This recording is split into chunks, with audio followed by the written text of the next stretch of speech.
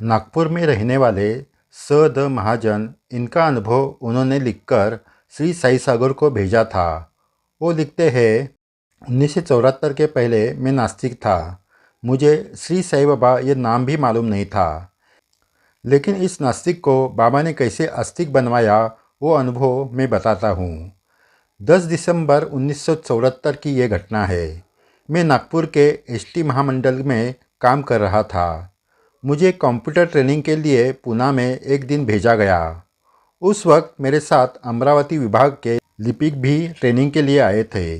पूना में हमारा ट्रेनिंग खत्म होने के बाद हमें कहा गया कि पश्चिम महाराष्ट्र देखने के लिए हमें 2 दिन की छुट्टी दे दी गई है। मैंने एसटी बस का रिजर्वेशन किया था। मेरे साथ आया मित्र साई भक्त था। उसने मुझे कहा, तू यहाँ से शिरडी जाओ, बहुत अच्छा स्थान है। और वो श्री साई बाबा के बारे में बताने लगा।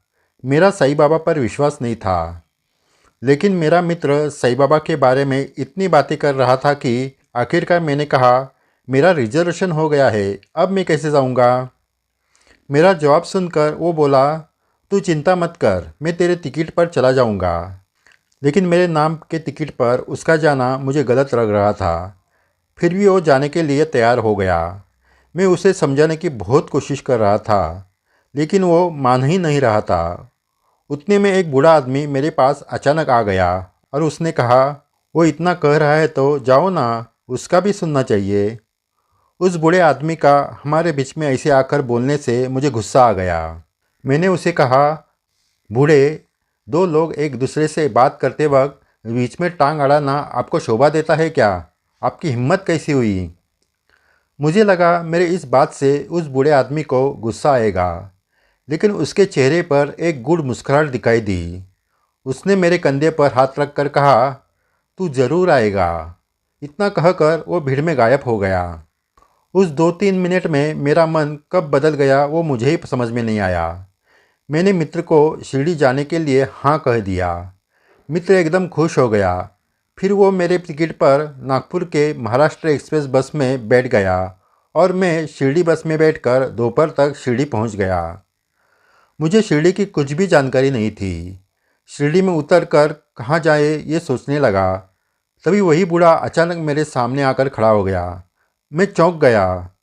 कुछ सोचने से पहले ही वो बोला, चलो चलो, इस वक्त गर्म पानी नहाने के लिए नहीं मिलेगा, सिर्फ हाथ पांव धो लो।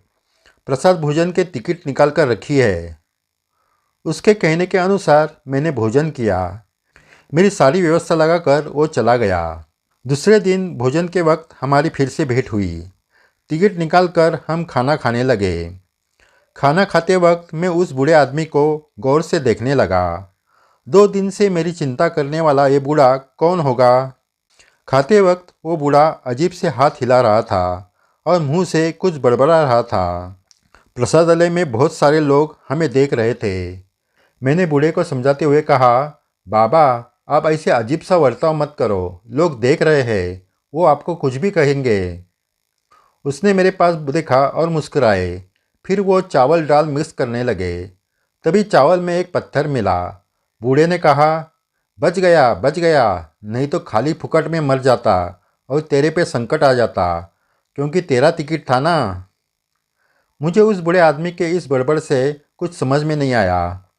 हम खाना खाकर बाहर आ गए। मन ही मन उस बूढ़े आदमी के शब्द का विचार करने लगा। दूसरे दिन मुझे पता चला कि मेरा मित्र जिस नागपुर एक्सप्रेस बस से गया था, उसकी बड़ी दुर्घटना हो गई है। मुझे मित्र की बहुत याद आने लगी। आज की तरह संपर्क के लिए कोई साधन नहीं था और एक चिंता थी कि मेरा मित्र मेरे टिकट पर यात्रा कर रहा था। फिर मुझे ये जानकारी मिली कि मेरा मित्र बच गया है।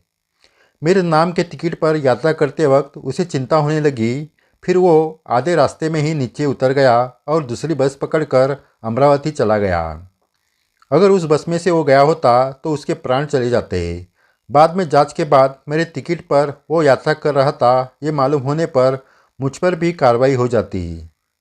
इस प्रकार उस बूढ़े ने नहीं तो श्री साई बाबा ने आकर हम दोनों को बचाया था। इसलिए उस बूढ़े ने मेरे साथ खाना खाते वक्त कहा था कि बच गया, नहीं तो मर गया होता, टिकट तेरे नाम का था। पुणे के स्टेशन पर वो अचानक सामने आए थे। मैंने उनसे बुरे शब्द में बात की, लेकिन दयागन साई ने मुस्कुराते हुए कहा, तू ज़रूर आएगा। वो उनका प्रसन्न चेहरा मेरी नज़र के सामने आज भी आता है।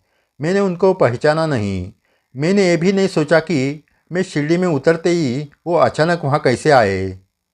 एक ऐसी माया थी कि मैं बाबा सामने होकर भी पहचान नहीं सका।